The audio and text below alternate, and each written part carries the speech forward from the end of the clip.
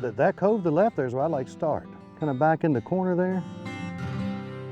My way of putting my rods together, as you can see, it's not very scientific, but it works as good as anything else. Because these rods are so long that they're really difficult to store.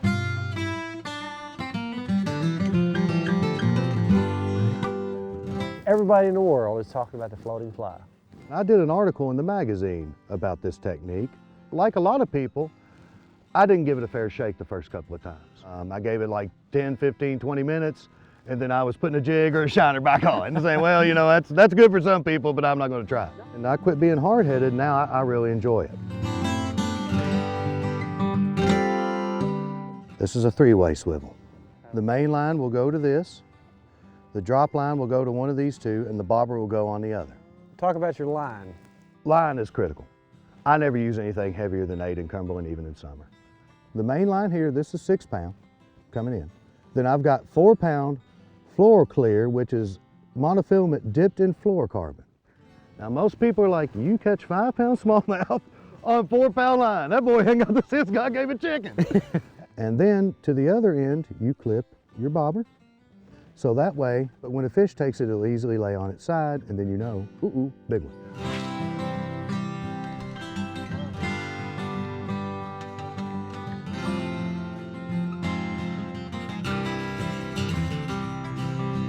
He took it down very slowly.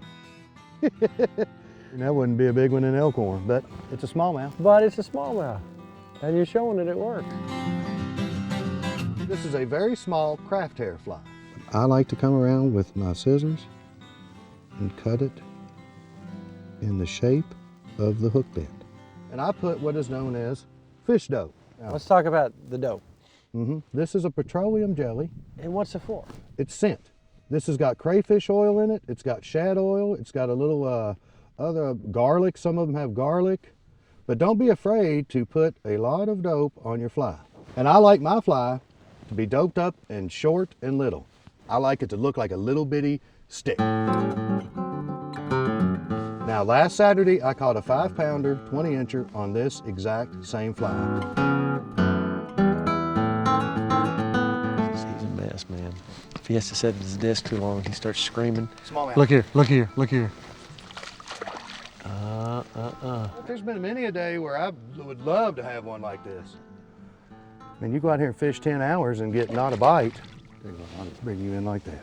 There you go. Boy, they're pretty. Aren't they? Floating fly. Did you see where he's hooked?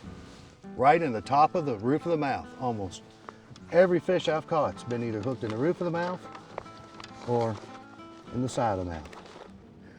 Not the state record, but I've had many a day where I'd die to have one like that.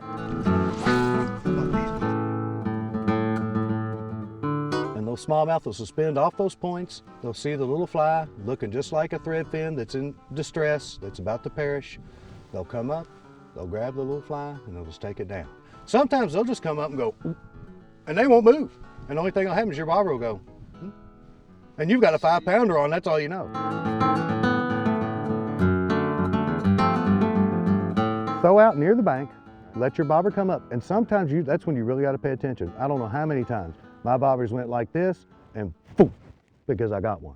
They'll often hit it as soon as that fly settles down. And you just jiggle your rod tip like this. And that makes that fly sit there and wink at, that makes that bobber rather, sit there and wink at you. And underneath that fly is moving in a very sporadic, agitated type of manner. And just sit there like that, and then you let it stop. Just like you learned how to fish a jitterbug when you were a kid. Pep, pep, pep, pep, pep, pep, pep, pep. You know, and let it pause. Often when you start jiggling again, it'll go down. In a chop, just let the fly, you can just let the fly ride the waves, and all you do is keep a tight line. When it's more calm, that's when you want to put a little action. Sometimes I'll put some action in it in the chop as well. Let the fish tell you, but most time in chop you don't have to work it because just the natural movement up and down of your bobber in the waves will give that fly all kinds of good action. Now, Lee, being on Cumberland, if people fish down here, they know that we may incidentally pick up a spot or two. I've also caught some big, gigantic, fat bluegill with this technique.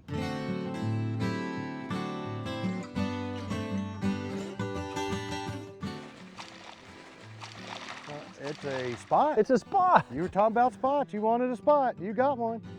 Aren't they beautiful? Look at them. I Yes, think they're a they beautiful are. fish. That's our state fish. And that's funny you were saying, you think we might catch a Kentucky bass?